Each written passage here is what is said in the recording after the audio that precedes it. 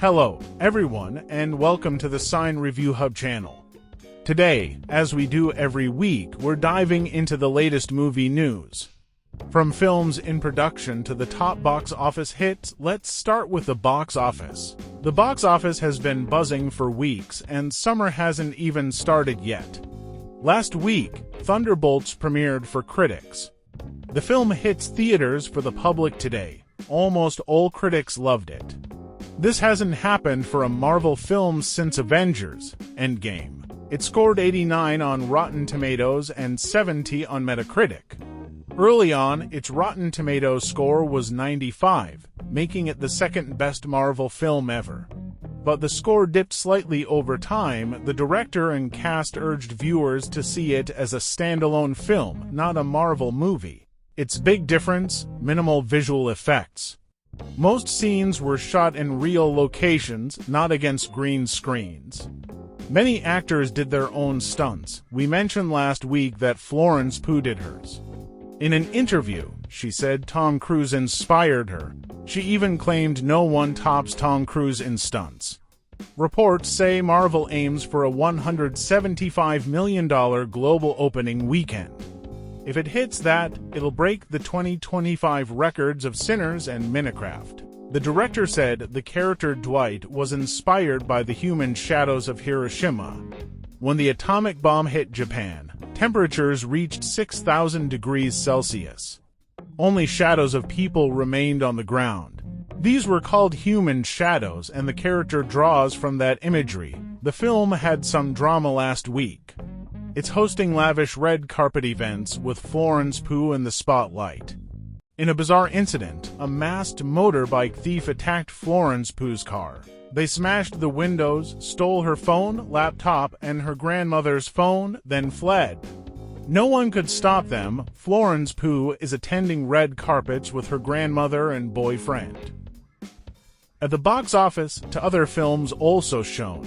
Sinners got a boost from celebrity endorsements last week.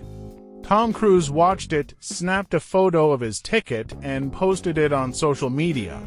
Pedro Pascal saw it and said, "Shut up and go watch this movie." Tom Cruise congratulated the director and cast. He urged everyone to see it and stay through the credits. Apparently, a key ending scene plays after the credits. These endorsements shifted the stats. Female audience turnout jumped from 43 to 56%. This horror film draws more women than men. Its social media buzz boosted under 25 viewers by 14%. As a result, in its second week, Sinners didn't just hold steady, it sold more. It earned $115 million in week 2, up from $60 million in week 1. Its total sales hit $175 million. With a $90 million budget, it's already profitable. The high-quality version releases on May 20th, but with sales soaring, Warner Bros. Might delay that to keep theater profits rolling. Another Warner Bros. film tanked last week. It dropped 60% in sales. Minecraft fell to 4th place, earning just $22 million. Why? Police cracked down on the rowdy fan behavior. There's likely a patrol officer at every screening now. After this flop, Warner Bros. announced they'll show the film in special theaters called the Street Party version. In these venues, fans can sing, shout, and throw whatever they want. This should boost sales until the high-quality version drops on May 20th.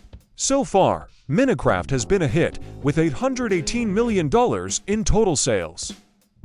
Next, let's talk about Netflix. 2 weeks ago, the Netflix president gave a controversial interview. It grabbed a lot of attention. They said Netflix is saving cinema. They called theaters outdated and obsolete. Viewer habits show people prefer watching films at home, not in theaters. Nobody cares about going to the movies anymore. They dismissed the idea that cinema, as an art, shouldn't use AI. The president declared they use AI in all their films. Their movies are now 10% better than last year, thanks to AI. To prove it, they said top Hollywood directors and actors prefer working with Netflix. They didn't name names, but it's clear who they meant. News broke that Brad Pitt will star in 2 upcoming Netflix films. One is directed by Edward Berger, who won an Oscar for All Quiet on the Western Front. It's called Dryaders. It follows a man whose wife vanishes, forcing him to travel the world to find her. Brad Pitt will also star in the sequel to Once Upon a Time in Hollywood, directed by David Fincher. The Netflix president said the best actors and directors work with them. David Fincher isn't just doing the Once Upon a Time in Hollywood sequel. He's also producing Season 4 of Love, Death, and Robots for Netflix. He directed one episode called Can't Stop. It's about a band with a legendary 2003 performance. The episode uses puppets. Since the series is an anthology, each episode has a unique story. Another episode features an animated merbeast. He plays the host of a galactic gladiator arena. David Fincher isn't alone. Tim Miller, who directed Deadpool 1, helmed 2 episodes. Each episode is wild. One tells the story of Jesus Christ in space. The series premieres on May 15th. After the president's comments, social media was split. Some said Netflix keeps entertainment alive. Others disagreed. Last week, Netflix had more news. Emma Mackey was cast as the White Witch in the new The Chronicles of Narnia series. Rumors swirled that Charlie XCX, the Grammy-winning singer, would take the role, but it didn't happen. Margaret Qualley and Emma Mackey competed for the part. Emma Mackey won. In the original The Chronicles of Narnia films, Tilda Swinton played the role. Check IMDb now, and 3 actors are listed for the project. Emma Mackey and Daniel Craig are confirmed. Meryl Streep is rumored for Aslan, but it's marked as unconfirmed. It's unclear if Aslan's gender will change. Now, on to upcoming films. Last week, a new trailer dropped for the third Now You See Me film. It stars Jesse Eisenberg, Woody Harrelson, Mark Ruffalo, and Morgan Freeman. The story follows magicians pulling off major heists. The marketing team pulled a clever stunt. They set up a giant billboard in Times Square, New York City. It read "Now You See Me" and showed falling cash. It listed a phone number, saying text it to see the trailer early. A 1-hour countdown ran. When it hit 0, the billboard flipped to say "Now You Don't See Me." Here's the kicker. Lionsgate had a budget for the stunt. Anyone who texted got cash. They allocated $250,000. In that hour, 2,100 people texted. Each got $119. It was a smart move. For just $250,000, they got everyone talking. The film releases on November 14th. More new film news. Video game adaptations are hot. In TV, The Last of Us is a hit. In movies, it's Minecraft. The video game adaptation market is booming. Sydney Sweeney is riding this wave. Last week, we said she joined Outrun. This week, she signed on for another game-inspired film, Split Fiction. The game isn't even a month old. Now it's getting a movie. The director of Wicked is helming it, though their involvement isn't fully clear. Wicked won Oscars for its visuals and massive sets. It was widely praised. They plan to use the same style for this film. Sydney Sweeney stars as the lead. Over the next 2 years, big game-based projects are coming. Amazon will turn God of War and Mass Effect into series. Sony is making live-action The Legend of Zelda and Ghost of Tsushima films. Netflix is adapting Assassin's Creed, Horizon, and Gears of War into series. These are set for 2026 and 2027. Most have budgets over $100 million. Another horror film is coming, called Weapons. It's an indie project directed by Zach Kreger, who made Barbarian. It cost $38 million to make. Major studios fought to distribute it. Jordan Peele and Warner Bros. Went head-to-head. Jordan Peele, director of Get Out and Us, runs a big distribution company. But Warner Bros. Won, buying it for $45 million.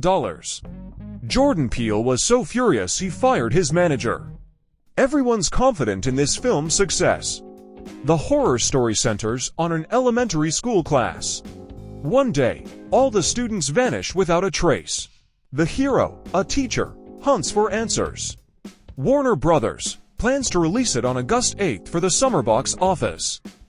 Another film comes from Sony and Oscar-winning director Darren Aronofsky. who made Requiem for a Dream, his new film is Caught Stealing. It stars Austin Butler and Zoe Kravitz.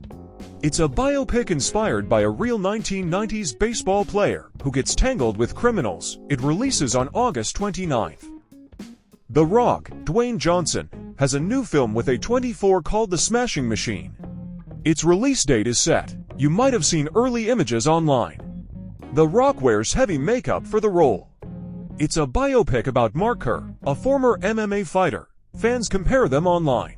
The Rock's look is strikingly realistic. This is one of his most challenging roles. His films usually follow a formula. But here, he plays a fighter who loses matches, battles addiction, and drives a dramatic story. We'll see if he pulls it off. The last news on films and series is about to popular shows. The Bear's fourth and likely final season starts on June 15th. The star-studded Dexter series begins on July 11th. It's called Resurrection and features a big cast. Now, let's move to celebrity news. A controversy erupted last week. J.K. Rowling, author of Harry Potter, celebrated a UK High Court ruling. The court said transgender women can't access women-only spaces. Rowling posted a photo on Instagram with a cigarette and a drink, cheering the decision. This upset LGBTQ fans. Some criticized her. Things got worse. It turned out J.K. Rowling donated $70,000 to a feminist group. They sued in court, claiming some trans individuals violated their privacy, including one alleged assault. With that money, they hired top lawyers and won the case. That's why the court made the ruling. After this, many attacked Rowling. In the UK, Canada, and the US, a campaign launched to boycott her. Several celebrities backed it. Pedro Pascal called Rowling a hateful, despicable loser who should be boycotted. Why did he say this?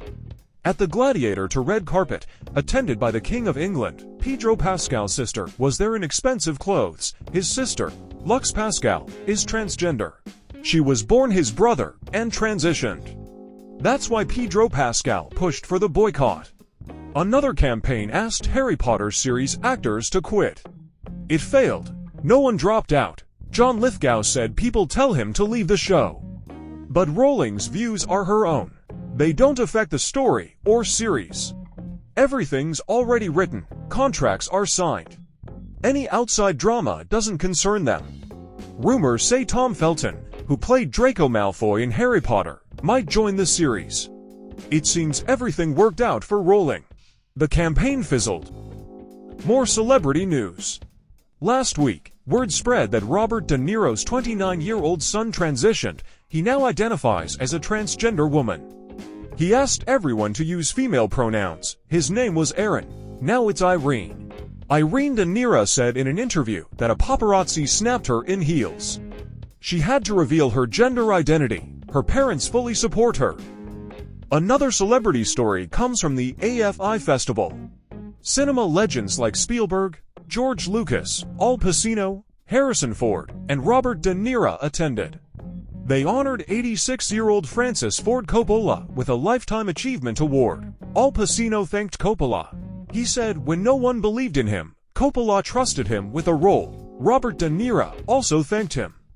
Coppola rejected him for The Godfather Part 1, but cast him in The Godfather Part 2. It became one of his best roles and shaped his career. George Lucas said Coppola inspired him to enter filmmaking.